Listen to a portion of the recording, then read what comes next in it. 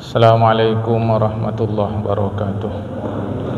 Alhamdulillah wassalatu wassalamu ala Rasulillah ala alihi wa sahbihi wa mawalah. Wala haula wala quwwata illa billah. Man yahdihillahu fala mudilla lahu wa man yudlil fala hadiyalah.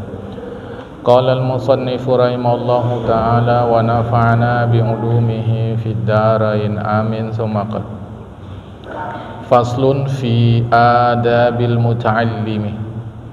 Bermula ini satu fasal pada menyatakan adab orang yang belajar. Yang lalu adab orang yang mengajar. Ini sekarang adab orang yang belajar. Jadi masing-masing ada adab. Yang belajar ada adab, yang mengajar ada adab. Pertama, mendahulukan memberi salam akan gurunya. Itu adab murid kepada guru. Jamaah dahulu beri salam, Assalamualaikum jamaah ya. Bukan berarti pula tak boleh si guru dulu beri salam, saling mendahului. Tetapi dalam kaitan ini sebagai murid, kita lebih dulu ucap salam. Kedua, jangan banyak kata di hadapan gurunya.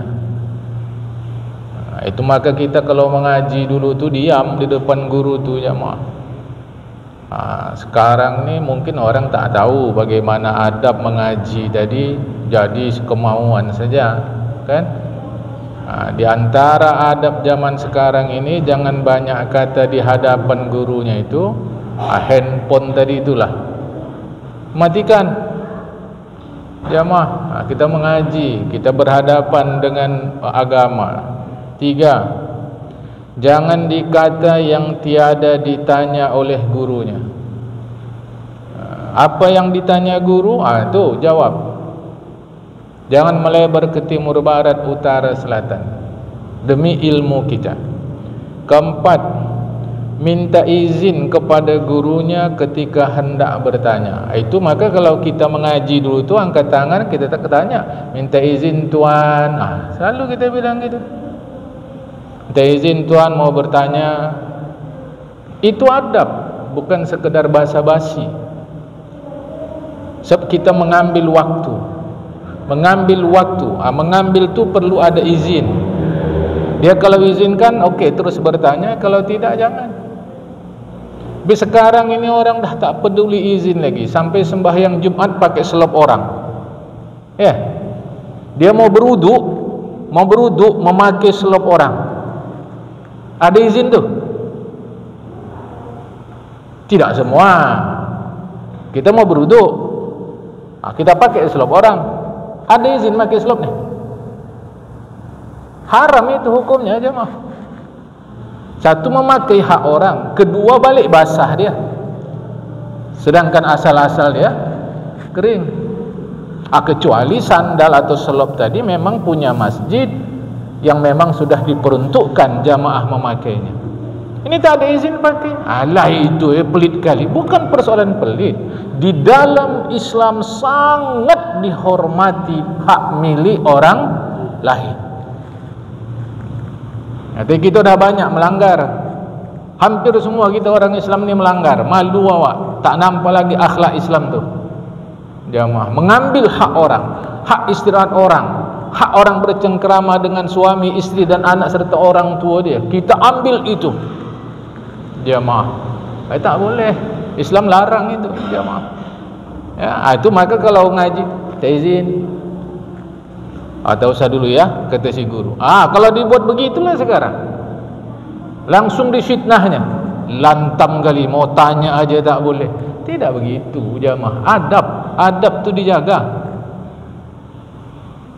Mahal makanan kalau tak ada garam tak sedap dia. Garam itulah adab jemaah. Tinggi pun ilmu kalau adab rendah, apa cerita jemaah? Kitab yang kalian baca tu dah puluhan kali aku tamatkan tu, tapi adab tak ada jemaah. Apa cerita? Innama bu'istu liutammima makarimal akhlak. Aku dibangkitkan Allah Ta'ala mengurus akhlak orang. Akhlak itulah adab. Ini kalau sekarang pula mengaji, guru menyampaikan pelajaran, dia pula bercerita ke sebelah, ditegur, marah, macam kau wajah orang alim. Kita bukan kata kita alim, adab dipenuhi jamaah, adab dipenuhi. Jadi kalau mau bertanya tu minta izin dulu, ya. Sila. Ini kita pinjam slotnya. Kalau tak ada saya nanti ambil bawa aja slot ke musola, tak apa-apa. Tak boleh. Oh, itu dah izin. Itu kan dah izin. Pertama. Dia tak ada kata hari ini. Tak ada.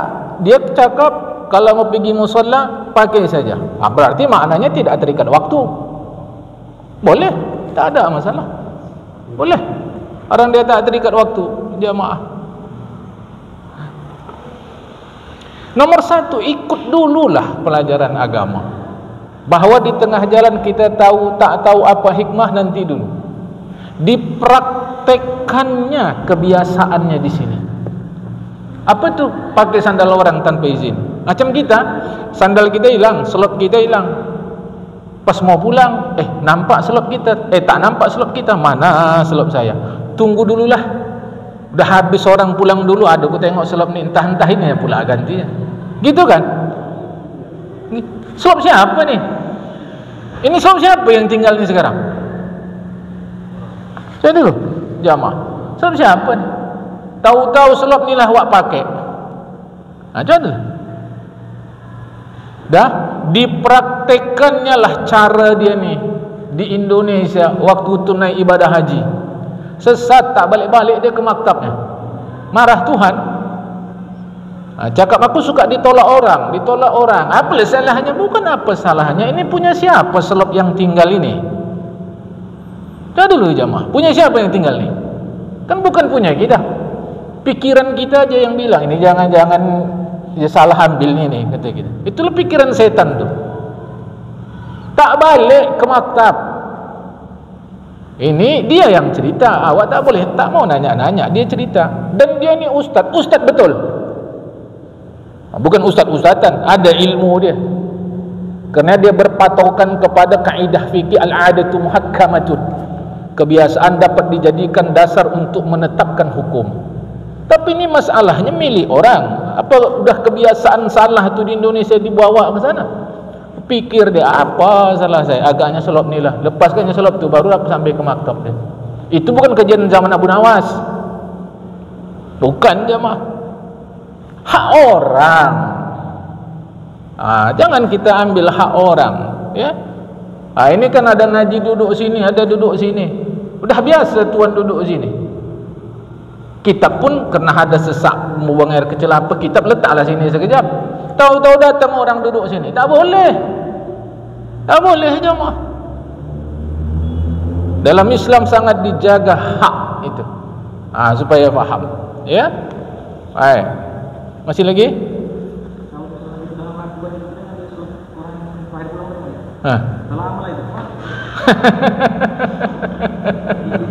Udah lama kejadiannya. Terakhir saya awak pulang dari masjid, selop awak hilang, nampak awak selop orang sini, awak pakailah selop ni. Malam ni baru tahu kaji ganti. Tak tahu awak siapa yang nerima, cari orang yang perlu selop, kasih sama dia dengan niat mengembalikan hak milik orang yang punya. Selesai belum? Ulama katakan doa kepada Allah agar yang punya di akhirat mengikhlaskan hak dia. Kalau tidak sangkut. Minta izin Tuan, sambungan ini. Bila mana selop itu bertukar, sebelah awak, sebelah dia, tapi sudah sampai sebulan Tuan, apakah kita pulangkan yang bertukar tadi ke tempat kita bertukar tadi Tuan? Pertanyaannya yakin? Tunggu dulu. Ini agak bisa jawab. Sebab nampak memang tertukar. Memang nampak tertukar. Nampak memang tertukar, tapi tak tahu entah sama siapa. Ini ada banyak jawaban kalau ini. Jawaban yang paling selamat, ambil satu punya kita saja. Belum selesai. Jawaban belum selesai. Belum selesai. Jawaban yang paling selamat, ambil satu punya kita saja. Jawaban kedua, bawa dua-dua dengan niat kalau nanti jumpa dia, balikkan. Bisa seperti lain macam tadi, karena dua-dua hilang, kita tak tahu ni punya siapa. Kalau tadi memang jelas nampak punya kita satu, punya orang lain satu, nampak. Ini maka jawabannya tak sama dengan tadi.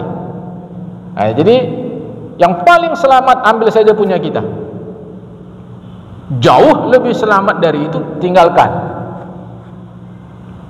Sebab ini mau hati-hati. Ini jawaban saya mau hati-hati. Yang paling selamat tinggalkan. Dengan niat siapa yang mau ambil punyaku ambil. Yang sebelah lagi aku tak tahu. Selamat nomor 2, ambil satu saja punya kita. Yang selamat ketiga, tapi di bawahlah dia, bawa dua-dua dengan niat.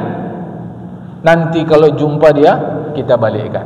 Sebab kita tahu ada tu benda tu. Kalau tadi lain, dua-dua tak nampak. Dua-dua ada situ yang bukan punya kita. Pikiran kita aja mengatakan ini tertukar sama dia tu. Pikiran kita aja. Tu. Jadi yang pertanyaan tuan tadi itu, kalau sebelah-sebelah dia lain jawaban, tak sama. Tuan, tidak ada kemaafan ketika kita bawa itu malam hari lah habis tahlil misalnya tuan. Lalu kita bawa sebelah tadi tak nampak kita ini. Kalau sampai di rumah kita. Tinggal yang bertukar tadi satu, yang kita asli kita bawa satu, bawa pulang itu. Apakah kita pulangkan yang bukan kita punya tadi ke rumah tempat tahlilan tadi? Betul. Setelah kita mendengar keterangan tuan ini. Kita tak tahu nih. Ini judulnya tak tahu. Maklumlah malam kadang gelap mata pula lagi. Kadang pun mau cepat segala macam. Terbawa sampai rumah baru tahu. Ini sandal siapa sebelah ni? Dia pun sama tu. Ini sandal siapa ni? Maka sebab ini bukan salah kita, ini jauh lebih mudah jawaban dari yang terakhir tadi, lebih mudah. So kita tak tahu, maka dimaafkan. Begitupun tetap yang terbaik, usahakan cari tahu. Maka saya kunci tadi, tak tahu. Kita tak tahu orang kadang mirip-mirip sulap tu. Kadang mau pulang lawak. Ya, siapanya ni? Dimaafkan. Dengan harapan mudah-mudahan ada juga yang sama dengan aku ni, dialah pula nanti ni bisa dikembalikan oleh Allah Subhanahu wa taala. Yang penting jujur. Jamaah jujur itu penting. Selop aja kenapa rupanya? Jangan begitu, ini hak milik orang. Kau suara kau kecilkan dulu sikit. Itu Rasulullah kepada Khalifah Umar. Waktu itu tentu belum jadi khalifah. Khalifah Umar kan suaranya besar. Sembahyang suaranya kuat, diingatkan Rasulullah, suara kau jangan kuat kali, kecilkan sikit. Kenapa? Karena kalau kuat kali kau terganggu nanti orang yang sedang istirahat. Hadis riwayat Imam Tirmizi. Jemaah, jangan dulu. Disuruh Rasulullah kecilkan. Kenapa? Entah ada orang yang sedang istirahat terganggu oleh suara sembahyang kau. Apa yang diambil itu? Hak orang, hak istirahat orang terganggu oleh suara sembahyang kita. Ada aja mah. Itu tinggi sekali Islam mengajarkan penghormatan terhadap hak milik orang lain.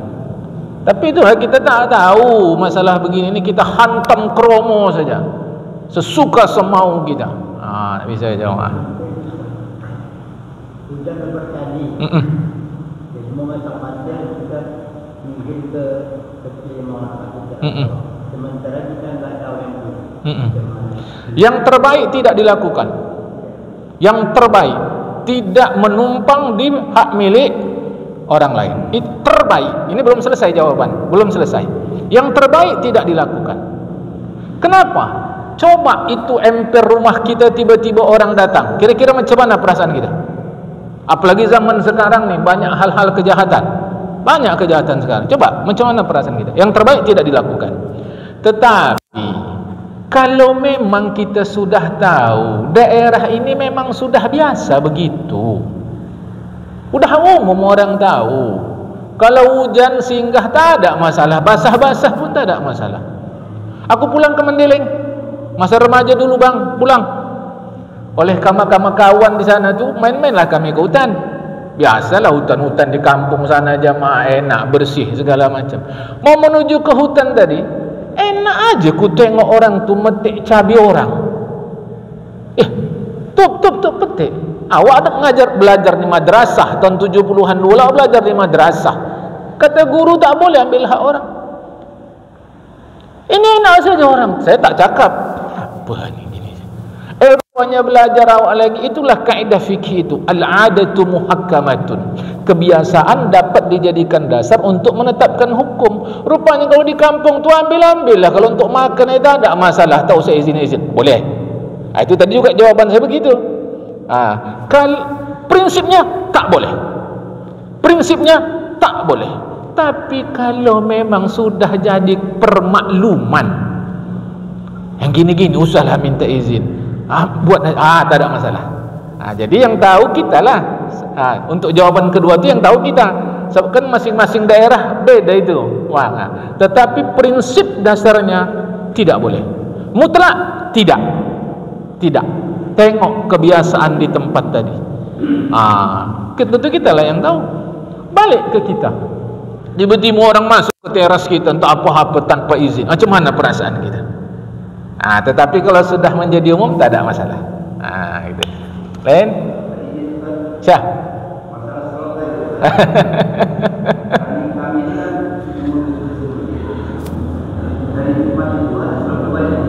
Betul. Jadi asal saya pernah selop. Jadi waktu keluar saya dari Masjidil Haram, hilang selop saya. Aduh, ya Allah, cuman kalau di dalam Masjidil Haram saja sama pelataran di sekeliling Ka'bah itu dingin, tidak ada masalah. Pelataran luar itu dah panas, apalagi jalan raya. Mau tak mau, panas-panas kakiku di jalan tadi, pergilah aku ke kedai beli selop. Itulah hukum. Dah selesai saya beli selop, ku tengoklah petugas Masjidil Haram tadi itu mengumpulin selop-selop yang tinggal. Itu kalau buka toko dah bisa, sangkinkan banyaknya selop tadi. Tapi tetap kita tak boleh ambil. Punya siapa ini? Ini punya siapa? Siapa punya ni sekarang ni? Kecualilah ada tanggung jawab dari pengurus Masjidil Haram. Kami bertanggung jawab. Siapa yang mau silahkan ambil. Nanti kalau ada yang menuntut, kami yang bertanggung jawab. Itu boleh, boleh. Samalah dengan itu tadi. Asal Jumat banyak tinggal, kita sisihkan. Timbul pertanyaan, di dalam Islam harta tidak boleh disia-siakan. Bukankah selop yang tinggal ini harta? Maka nazir masjid punya kekuasaan mengelola selop ini. Dia tak boleh disia-siakan. Terbuang nanti itu harta. Harga selop kan cuma bukan itu urusan dia, harta walau 1 rupiah sekalipun. Maka pengurus masjid punya tanggung jawab atas selop itu. Sehingga kata pengurus masjid, kita biarkan ini dulu sampai ada yang dapat, yang cari. Tetapi kalau dibiarkan lama pun rusak. Maka pengurus masjid punya kuasa. Siapa yang mau ambil, berdosa tidak. Lain tadi, itu pribadi-pribadi. Ini pengurus masjid. Kalau menurut aturan Islam, pengurus masjid itu kuat sekali kedudukannya. Maka kata pengurus masjid ini banyak selop, siapa mau ambil? Besok-besok datang yang nuntut, pengurus masjid boleh menyelesaikan. Itu sudah kami kasih ke sana. Kau menuntut hak kau balik, boleh, kami ambil. Boleh, tak ada masalah. Atau kata pengurus masjid, gini aja, udah diambil sama dia, tengok juga kita, dia orang susah, kami ambil dari dana masjid, boleh. Atau yang ketiga, mau diambil dana masjid pun susah juga nanti, taulah mulut orang, aku minta izinlah sama kau, ini pengurus masjid, bukan untuk pribadiku, boleh. Termasuk, ini secara ekstrim saya sebutkan, maka tinggi kali kekuasaan pengurus masjid nih. Termasuk kita yang sedang ngaji nih. Kalau kata pengurus masjid berhenti, tak boleh saya teruskan. Karena pengurus masjid kuat kali kedudukannya di dalam Islam. Jadi 3 itu jawaban saya tadi. Masjid sebesar ini tentulah ada yang tinggal-tinggal, boleh pengurus ambil, rawat itu. Kasih kalau mau kasih, dengan urut-urutan jawaban yang saya sampaikan tadi. Sebab apa? Di dalam Islam hak milik orang amat sangat dihormati. Bahkan walau hak milik non Muslim. Jangan lupa kisah Ammar bin As dengan Khalifah Umar di Mesir yang mau membangun masjid terkena tanah non Muslim. Melapor si non Muslim ke Khalifah Umar, tak jadi masjid dibangun. Jangan lupa itu jamaah. Tapi alhamdulillah sebab si non Muslim melihat begini adilnya Islam, belakangan tanah dia ikhlaskan pula dan dia masuk Islam. Jadi dalam Islam sangat dihormati. Itu jawaban saya. Lain? Sila. Bakul duit. Nah. Itu di posisi saya baca. Ada 6 bulan sama saya. Cocok. Kalau saya sekarang kita dapat jualan. Ya. Ada di pecah saya tukar. Oh, tak boleh. Tak boleh. Tak boleh. Saya itu hak milik orang. Dengan jumlah yang sama. Betul. Tak boleh. Saya itu hak milik orang. So kita tak tahu siapa punya ni. Bakul tadi masih ada? Bagus. Itu kalau itu dah benar, enggak ada persoalan sama sekali. Yang jadi masalah kita tukarkan dia. Betul. Yang jadi masalah di situ. Enggak abang umumkan. Kita tahu sama orang Betul. Betul. Cocok. Bagus tu, alhamdulillah. Inilah cuma slipnya tadi sikit. Kita tukarkan tu. Ya. Maka kalau ragu tah bisa tah tidak merawat duit ni, elok juga disalurkan harta tadi. Boleh? Ya, terserah. Itu yang penting dijaga. Jadi tak bisa tu. Situ slipnya sikit, slip milik orang. Jamaah ni hati-hati lah ni. Jangan sembarangan. Tiba dari kamar wudu, kita pakai selop. Sampai di tangga tadi, selop kita memijak selop orang. Okey? Coba tanya sama kita, kalau selop kita dipijak orang macam mana? Coba dulu jemaah, tanya sama hati kita. Kalau selop kita pula yang dipijak orang macam mana? Yang dari bersih jadi kotor, dari kering jadi basah. Macam mana? Coba dulu jemaah. Zalim. Tak boleh itu sama sekali. Boleh faham ni? Jangan macam-macam terhadap hak milik orang. Kalau misal kita jumpa uang, apa yang kita lakukan? Biarkan atau jangan? Ambil. Zaman sekarang tak bisa biar-biar. Ambil. Kalau menurut hukum Islam sebetulnya setiap hari Jumat selepas solat asar di Masjid Jami' diumumkan selama setahun. Itu nanti namanya dalam fikih bab luqatah. Luqatah itu barang dapatan, macam tadi itu jugalah. Tapi itu tak mungkin kita lakukan sekarang. Maka ambil. Kira-kira bisa kita perkirakan akan ada yang ambil, yang punya, boleh. Kalau tidak, salurkan kepada yang lebih memerlukan dari kita. Salurkan. Nanti ditahan boleh, salurkan boleh. Disalurkan atas nama hak pemilik. Aku menyalurkan ni, aku sedekahkan atas nama pemilik Allah. Nanti di akhirat di soal jawab itu, baru kita menjawabnya dengan betul. Dapat kau, tapi macam mana diumumkan? Ngeri-ngeri sedap awal zaman waktu aku hidup. Allah Maha Adil itu, ku salurkan atas nama. Mesti dia senang, kena hasilkan pahala. Salurkan, jangan diambil jamaah. Kalau dalam hukum Islam bang, itu namanya luqatah, lam qaf ta tabulat. Luqatah itu barang-barang dapatan. Tapi agak susah itu diterapkan sekarang. Agak susah. Karena dulu dugaannya Masjid Jami' itu masih tempat berkumpul orang di satu tempat. Padahal sekarang Masjid Jami' kan bukan hanya orang setempat yang datang. Dari mana-mana datang. Tak tentu. Ya kalaupun diumumkan, apalagi zaman sekarang, orang kalau tengok duit, peci pun mereng itu. Kalau sikit dia diam, kalau banyak aku punya katanya. Kok saya buruk sangka? Tidak, ini semua kan orang di jalan ini yang udah lama hidup. Tengok kenyataan. Bukan saya nuduh. Makanya agak berat zaman sekarang nih. Itu tadi saya tanya umumkan. Mungkin tanya-tanya dulu maksud saya. Okey. Kalau kira-kira abang rasa payah aku jaganya ni, silap-silap nanti aku makan pula duit ni. Boleh salurkan. Jamaah saya minta izin kepada semua. Kita mesti curiga kepada diri sendiri.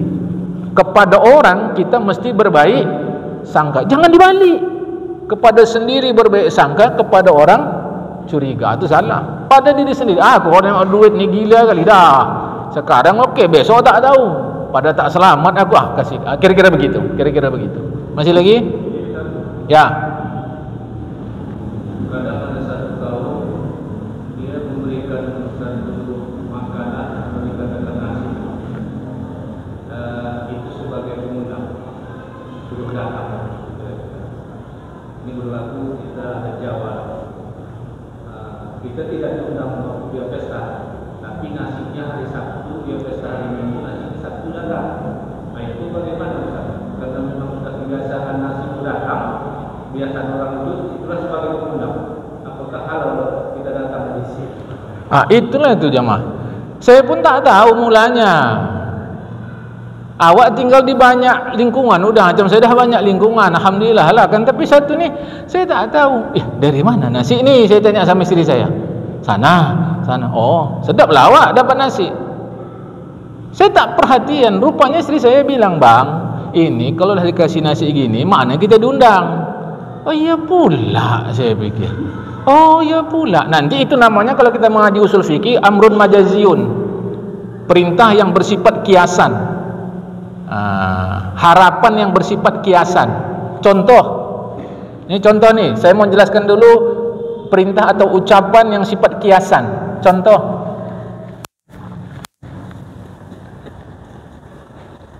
tak bisa-bisa saya buka. Ini kiasan sebetulnya, udah, tolonglah bantu. Itu dia. Nah, jadi kedudukannya itu kiasan, mengganti ucapan sebagai undangan. Maka halalkah kita datang? Halal, tak perlu lagi ucapan. Sebab apa? Sebab ini sebenarnya undangan dalam bentuk perbuatan. Jadi ucapan yang diganti dalam bentuk perbuatan. Berlakulah kaidah tadi, al-adatu muhakkamatun. Kebiasaan setempat dapat dijadikan dasar pertimbangan untuk menetapkan hukum. Boleh, tak ada masalah. Tak ada masalah. Jadi memanglah masing-masing daerah cara beda. Satu daerah ni begitu, tak ada masalah. Sama sekali tak ada masalah. Datanglah kita. Tak ada lagi berdosa di situ. Memakan hak orang, tak ada berdosa. Sebab itu sudah menjadi undangan resmi. Gitu ya. Sekali lagi, saya ingatkan serius jamaah. Hati-hati kita yang rajin sembahyang nih terhadap tindakan kita yang mungkin selama ini tak kita tahu terkait hak milik orang. Itu berat kali aturannya di akhirat. Berat kali jamaah. Dia bisa nuntut itu. So hak saya. Ini mau waspada. Ini saya ingatkan serius. Hak orang. Ya. Baik, kalau tak ada kita teruskan. Kelima, jangan dikata akan gurunya bahwasanya si fulan itu bersalahan daripada engkau kata. Ini yang sering terjadi belakangan. Gurunya menjelaskan A, tahu-tahu dia bilang tak izin ustaz, ke ustaz sana bilangnya lain. Jangan begitu. Kalau mau tanya saja mah. Kalau guru kita itu mungkin tak silap tak apa, sudah. Ini dibilangnya ke ustaz sana bilang gini, kata. Coba. Ini bukan adab dalam menggali ilmu. Bukan adab dalam kita menggali ilmu. Ini mau hati-hati jamaah ya. 5-6.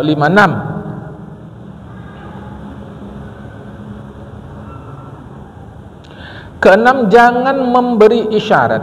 Jangan mengisyarat, memberi isyarat di hadapan gurunya barang yang menyalahi bicara gurunya. Gurunya sedang menjelaskan, dia yang isyarat dia maksudkan ni bahawa yang disampaikan si guru tak betul. Jangan jamaah. Ya. Maka sangkanya orang yang lain terlebih benar daripada gurunya. Nanti kode-kode dia jamaah. Maksud kodenya yang dibilang si guru tadi itu salah. Jangan begitu jamaah ya.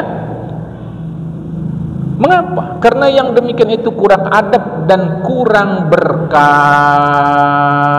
Awas, ilmu boleh tinggi, adabnya rendah, berkatnya kurang. Apa cerita jemaah?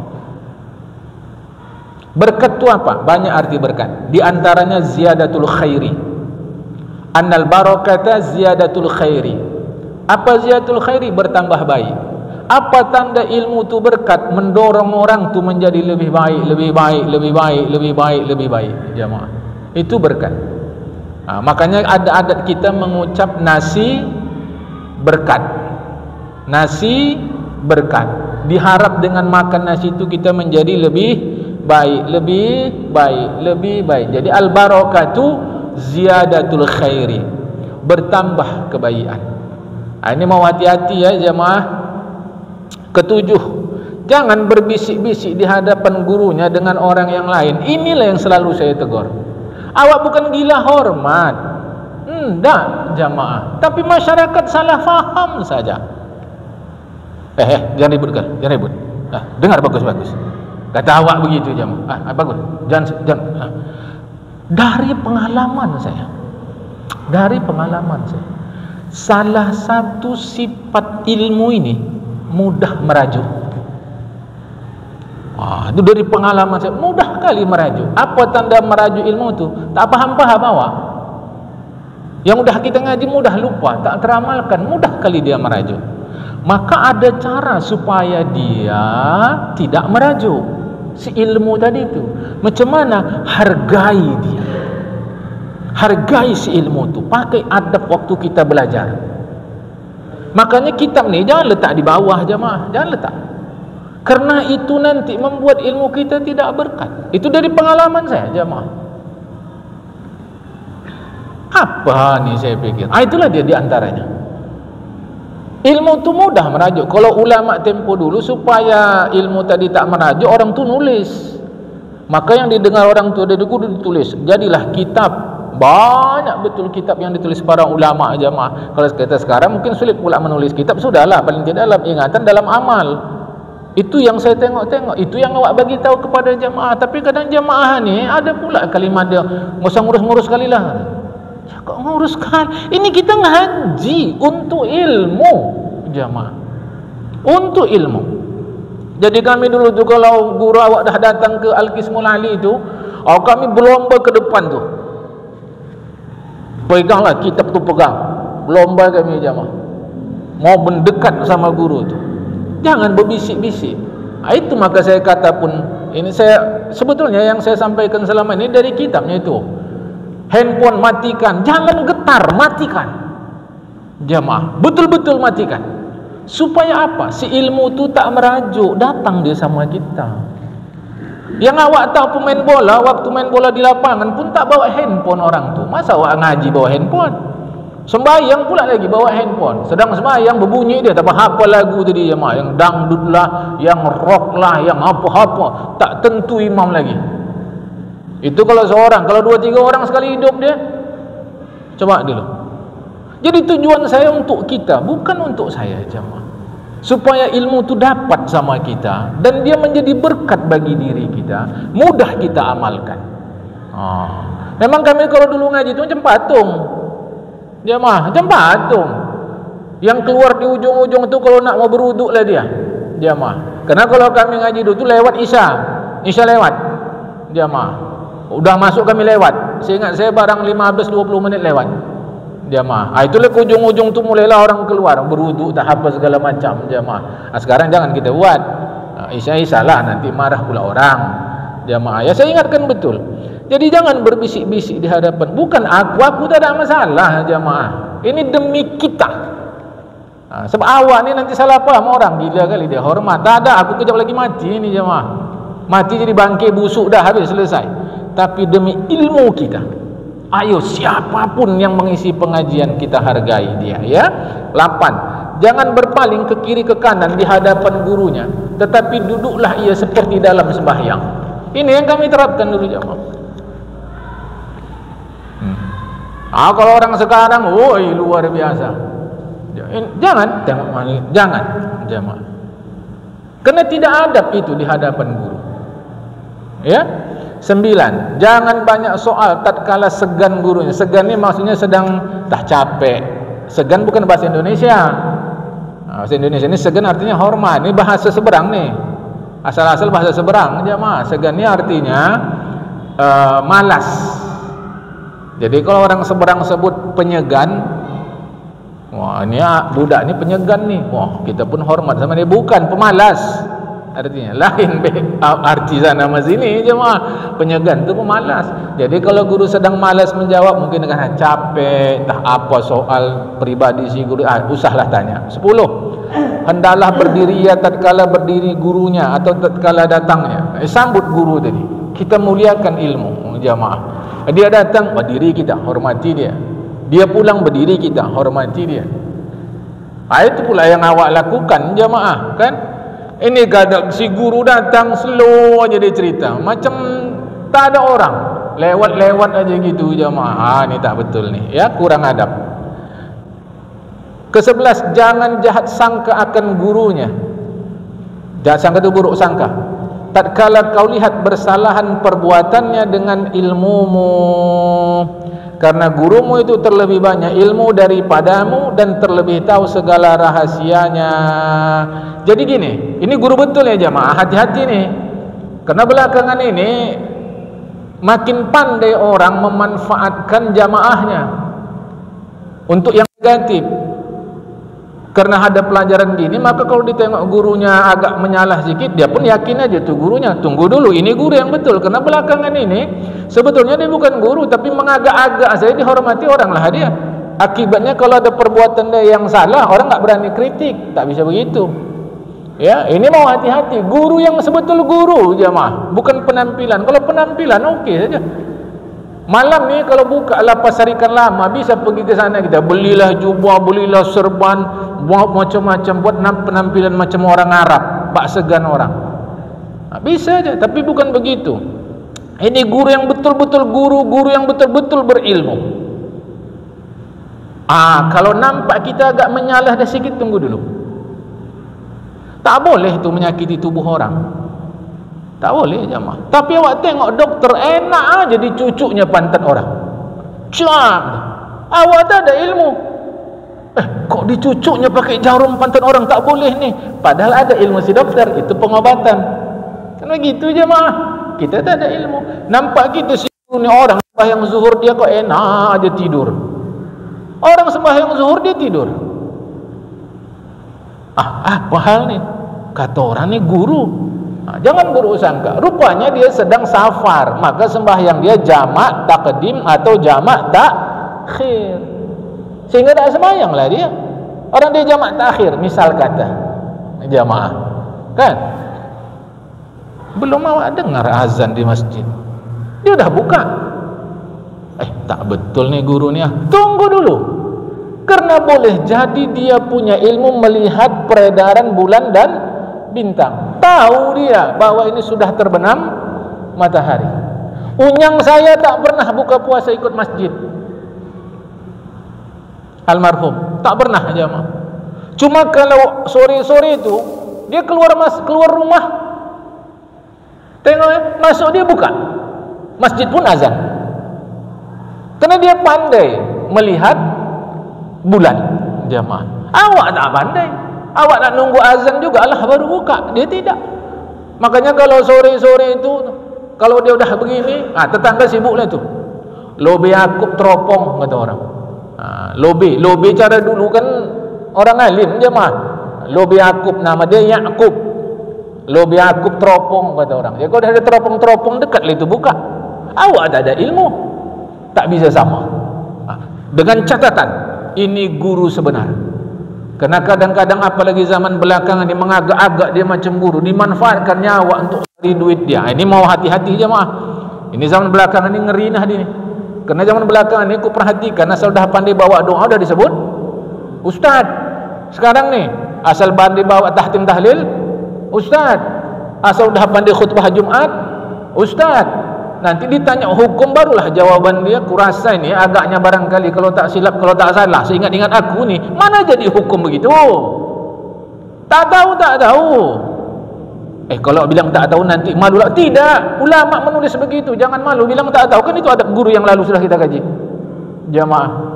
Sekarang ni aku perhatikan gitu. Asal guru PAUD dia ustaz, guru mengaji ustaz, okey, tak ada masalah sampai situ. Tetapi kau harus sadar penghormatan masyarakat kepada dirimu jangan membuat kau lupa daratan bahwa kau sesungguhnya tidak punya ilmu seperti yang diyakini masyarakat. Jujur pada diri sendiri. Nah, boleh faham nih jamaah. Tapi kalau dia alim betul, hati-hati. Hati-hati. Kalau dia alim betul nampak kita macam menyalah, tunggu dulu. Mungkin ada ilmu lain yang belum kita tahu. Tetapi yang bahagian terakhir ini waspada. Kerana terlampau banyak orang jahat belakangan yang memanfaatkan kita terutama untuk duit. Ni hati-hati sikit jamaah ya, hati-hati sikit. Masuk Isya dah. Masuk Isya tu ya? Betul ya? Kalau ada lagi yang mau disampaikan, 1-2 pertanyaan sila. Sila. Waktu di rumah masyarakat kan guru kita datang Ustaz. Rupanya dia mulai tapi tak pernah gimana dia. Guru kita yang mulai tersalam. Apa ya? Tak betul. Tak betul. Dua-dua kita salami. Dua-dua kita hormati. Sebab apa? Sebab dua-dua kita. Cuma memang malam ini guru A pula yang memberikan ilmu sama kita. Guru B tidak. Tapi dua-dua kita hormati. Saya pun kalau dah jumpa kayak gini kesulitan, bang. Kerana masing-masing ini guru awak. Ini guru awak ni kadang-kadang mau menyalami itu bukan kita susah. Susahnya kadang di waktu. Pas ini mau asalami, ini mau salami, udah pula udah mulai sana tak sempat lagi. Tapi kita tak masalah lagi, memang kita mau menghormati. Itu kadang-kadang. Jadi kalau memang ada dua-dua kita hormati. Salami dua-dua. Bukan sebatas si guru yang menyampaikan pelajaran pada kita malam ini, siang ini, sore ini. Saya mau kunci jamaah. Tinggilah ilmu, lagi berkat. Kalau tak bisa tinggi ilmu, biarlah rendah. Yang penting berkat. Macam mana cara dapat berkat ilmu? Adab, tak ada lain. Tinggi pun ilmu awak hebat, kalau adab kurang, sah lagi lah jamaah. Jadi yang membuat ilmu itu berkat adalah adab. Sebab non-muslim sekalipun bisa hafal Quran. Saya jumpa pendeta malahan dia hafal Quran. Cuma waktu itu menurut dia belum sampai 30 juz, baru 27 juz dia hafal Quran. Non-muslim pun bisa jamaah. Kalau gitu apa yang menjadi kunci bagi kita? Berkat. Macam mana cara dapat berkat itu? Adab, tak ada lain. Jadi jamaah dengan pelajaran malam ini tolong bagi tanda, nanti kita sambung itu dalam beberapa malam berikutnya, dalam Jumat pekan-pekan berikutnya akan kita sambung. Tolong itu bagi tanda jamaah. Jadi saya mau bagi tahu kita, kalau saya menegur-negur kita itu bukan ada pribadiku, itu sedang membantu kita agar ilmu yang ada pada kita itu menjadi lemak. Lemak itulah berkat demi kita, bukan aku jamaah. Aku ya, kalau saya ni pribadi tak begitu jamaah. Jadi kalau saya tegur-tegur tu bukan untuk apa-apa. Demi ilmu tu jadi lemak. Lemak itulah berkat. Berkat tu bisa dapat kalau pakai adab. Minta izin saya, kalau masih ada lagi ayo, kalau tidak udah. Sila. Ada namanya sopan yang sopan santun kan? Kiranya orang murid itu hanya dia sopan depan gurunya aja, belakangnya macam-macam mana itu hukumnya? Lumayan juga lah. Lumayan. Sebetulnya kalau kita menghormati guru di depan maupun di belakang, bahkan nyebut namanya pun awak tak berani. Saya sampai sekarang tak sanggup kalau nyebut namanya saja. Tuan guru kita, begitu kita menghormatinya. Ini dia di depan guru hormati, di belakang tidak. Lumayan. Aku bukan bilang betul. Lumayan lah udah. Mestinya di depan, di belakang. Dalam hati aku nyebut nama guru langsung nama saja. Tapi aku tak negur dia.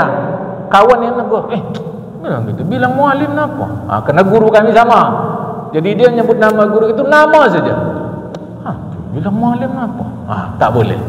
Penghargaan. Kunci saya tadi saja. Supaya ilmu tu lemak. Lemak tu berkat. Bisa dapat dengan adab. Hormati guru kita luar dalam muka belakang. Boleh faham insyaAllah jemaah. Minta izin saya kalau ada salah-salah, kita sambung dalam pekan depan. Pekan depan kita bincang tauhid. Putarannya begini lagi, tauhid, fikih, tasawuf, tauhid, fikih, tasawuf. Wallahul muwaffiq ila aqwamit thoriq. Assalamualaikum warahmatullahi wabarakatuh.